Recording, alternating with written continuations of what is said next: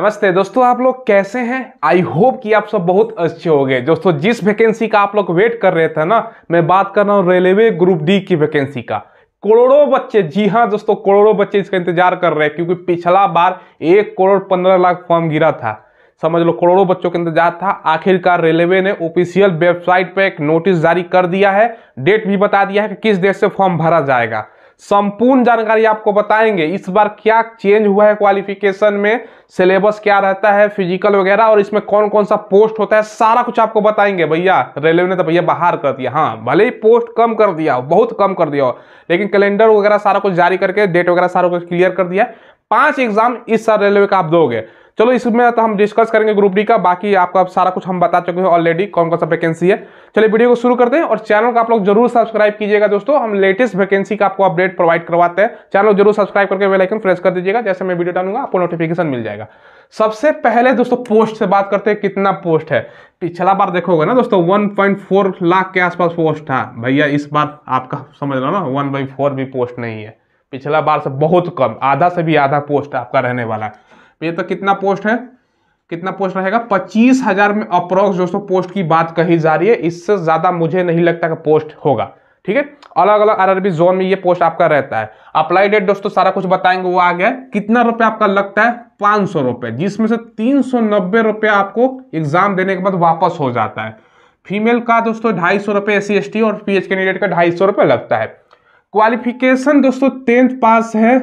आगे हम आपको दिखाएंगे क्वालिफिकेशन में बदलाव की भी संभावना है, क्या हो सकता है, सारा कुछ पूरा वीडियो को देखिएगा तभी आपको समझ में आएगा। 18 से 33 साल जनरल का, 36 साल OBC का, और 18 से लेकर 38 साल SC ST का आपका एज होता है। क्योंकि इस बार ALP में 3 साल का एक्स्ट्रा छूट मिला है, तो भैया इस साल जितना भी रेलवे का वैकेंसी आएगा सब में 3 साल का छूट मिलेगा, ये भी ध्यान रखिएगा। वैकेंसी जैसे मैंने बताया अलग अलग आरआरबी जोन है दोस्तों, तो हर आरआरबी जोन में अलग अलग वैकेंसी आपको देखने को मिलता है। इस बार भी देखने को मिलेगा। अब आते हैं अप्लाई कब से हो रहा है। भैया ये अप्लाई अक्टूबर 2024, समझ लो अक्टूबर में फॉर्म आपका नोटिफिकेशन जारी होने वाला है। रेलवे ने जारी कर दिया, नोटिस हम आगे आपको दिखाएंगे।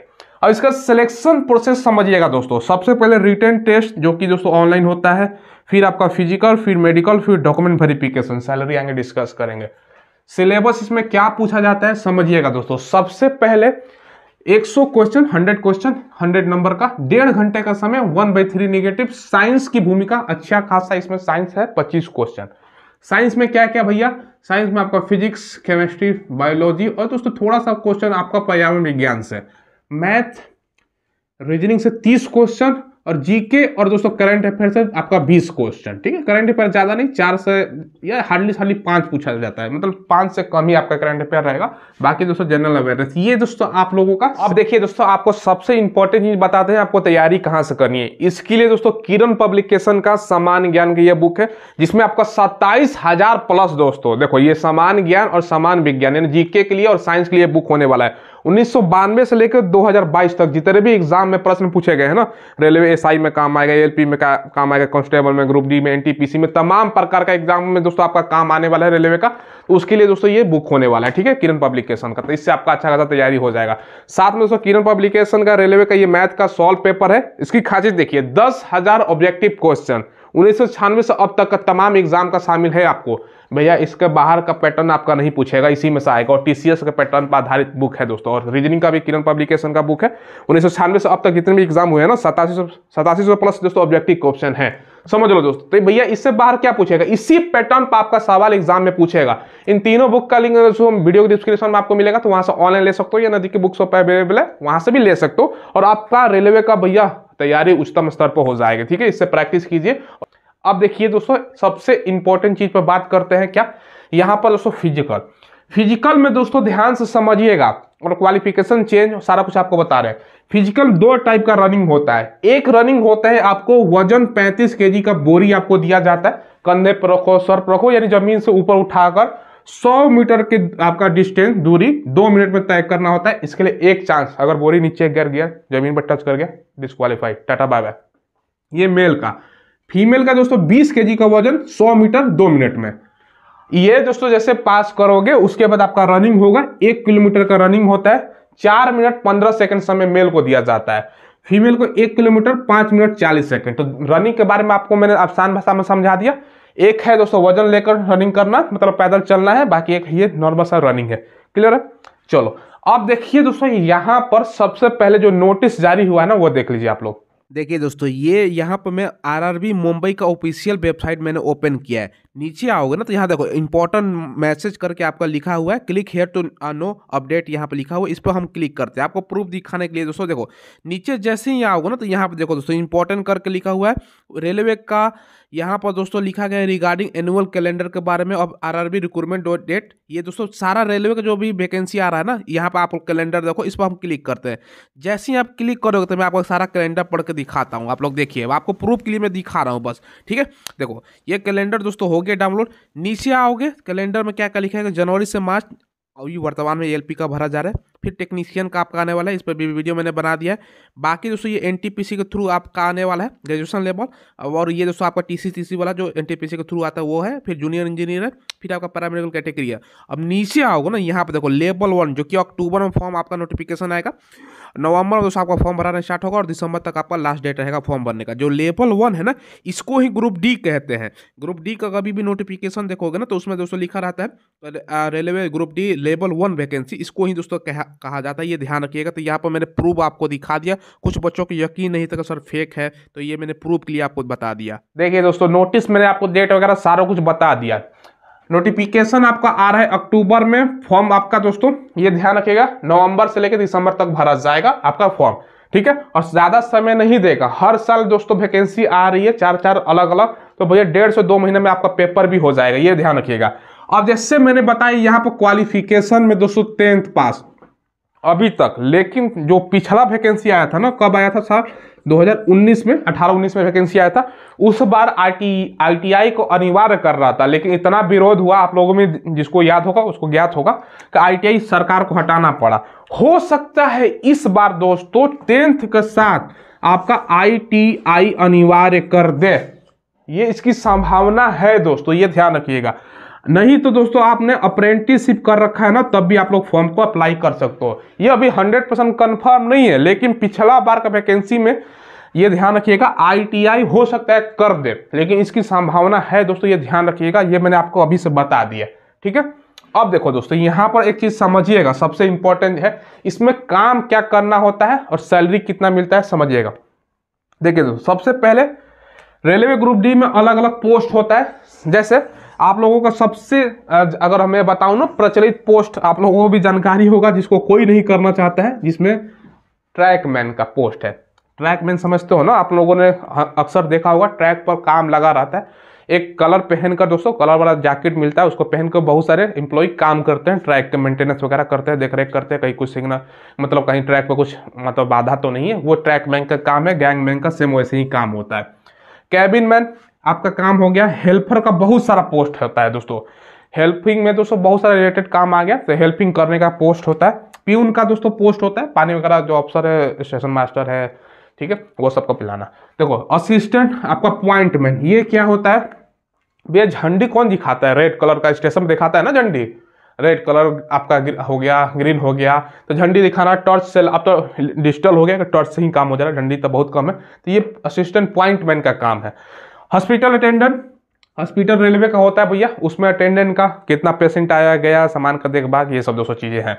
असिस्टेंट आपका टीएल एंड एसी, अब भैया ट्रेन में जितना भी पंखा बॉल एसी वगैरह ये सब काम होता है भैया, इसका ही काम होता है, सब आपका मरम्मत टाइप का समझ लो, देखभाल करने का। असिस्टेंट डिपोट स्टोर, रेलवे का बहुत सारा डिपोट है भैया, लोहा रेलवे का सड़ रहा है, कोई पूछने वाला था, ये सब दोस्तों ये सब देखभाल करना, ये सब मतलब बेसिकली काम होता है। अब आप लोग पूछो कि इसमें सबसे अच्छा काम कौन सा है, अब मुझसे पूछो। देखो सबसे अच्छा मुझे तो यही लगता है भैया, असिस्टेंट पॉइंटमैन का काम क्या है, आया ग्रीन टॉर्च दिखा दिए या झंडा दिखा दिए, बस ट्रेन आया बस दिखाने का काम, आसान तो काम है, कुछ करना है। बाकी दोस्तों हॉस्पिटल अटेंडेंट में मिले तो रेलवे के हॉस्पिटल में पड़े हैं पेशेंट, हाँ भैया इतना पेशेंट आया, अपना हिसाब किताब हो गया, ये सब आसान काम है, ठीक है। बाकी दोस्तों यहाँ पर स्टोर वाला भी ठीक ही ठाक है। हेल्पर और प्यून का दोस्तों काम है पानी वगैरह पिलाना, स्टेशन मास्टर होता है, मैनेजर होता है स्टेशन पर, वो सबका दोस्तों पानी वगैरह आप लोग कौन पिलाता है, पानी मंगा दिया, कुछ सामान मंगा दिया, जाओ वहाँ, ये सब दोस्तों काम होता है। अब सबसे खराब काम दोस्तों ट्रैकमैन गैंगमैन का, जोखिम, ट्रैक पर ले लो हथौड़ा, अपना सारा काम करते रहो।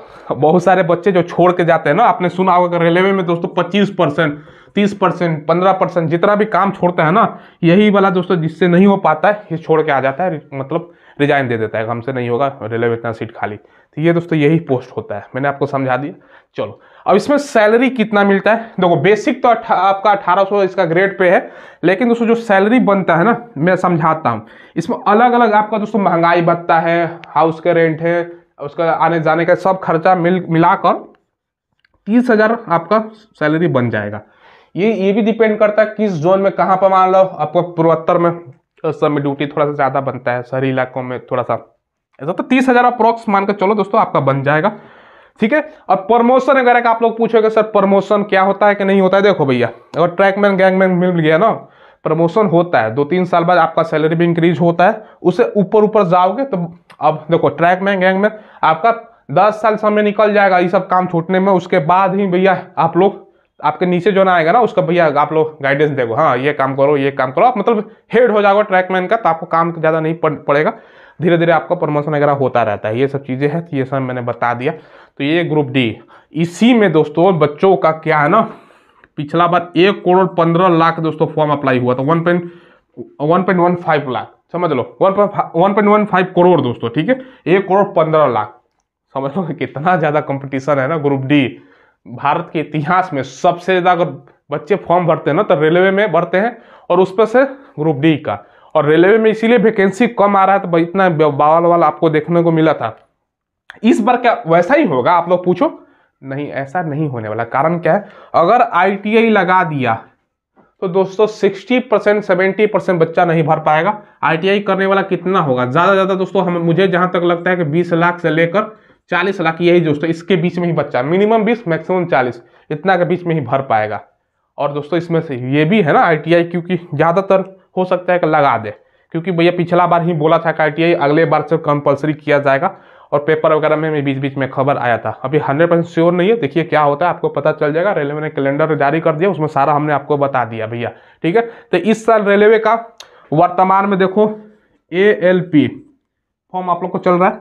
अगला दोस्तों आपका फरवरी में मार्च में स्टार्ट क्या होगा, टेक्नीशियन का। ठीक है, दूसरा नंबर, तीसरा नंबर आपका जुलाई में दोस्तों। ठीक है, जुलाई में क्या स्टार्ट हो रहा है, जुलाई में आपका हो रहा है भैया NTPC। ठीक है, NTPC, जिसमें से आपका 12th लेवल पर TT वगैरह का पोस्ट है, और बाकी ग्रेजुएशन लेवल पर आपका स्टेशन मास्टर, गुड्स गार्ड, ये सब पोस्ट है।